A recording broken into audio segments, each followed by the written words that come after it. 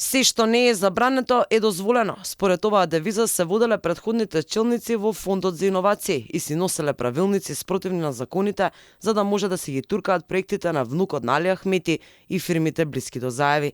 Поранешниот антикорупционер Нури Бајрами за неколкогодишното менаџирање на Фондот за иновации вели дека се откриени неправилности со кратење на рокови за имплементирање на проекти и цицање пари од државната каса. Судир на интереси е и тоа што внукот на Али Ахмети, Дрин Ахмети, во времето на владење на СДСМ ДУИ земал над 81.000 евра од фондот. За поранешниот антикорупционер, сомнежот за незаконско делување во овој случај лежи во промената на роковите за проектот и за неизвршениот надзор на сработеното.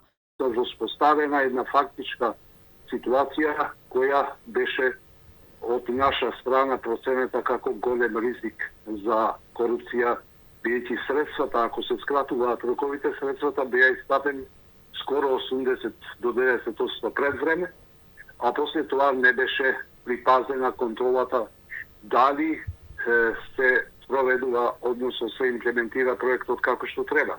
Кога баравме одговор зашто, каде е пропишано и зашто ова го правите, одговорот беше од раководството на фондот, тогаш се што не е забрането е дозволено. Замислите.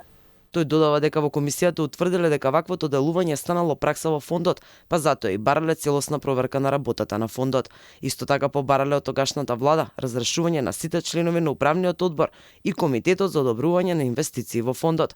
Внукот на Али Ахмети, фирми блиски на Заеви, не е првпат јавноста да чуе за расипничкото владење на менаџментот во Фондот за иновации. Уште во 2022 антикорупцијска по анонимна дојава отвори предмети за тогашниот директор на фондот Коста Петров.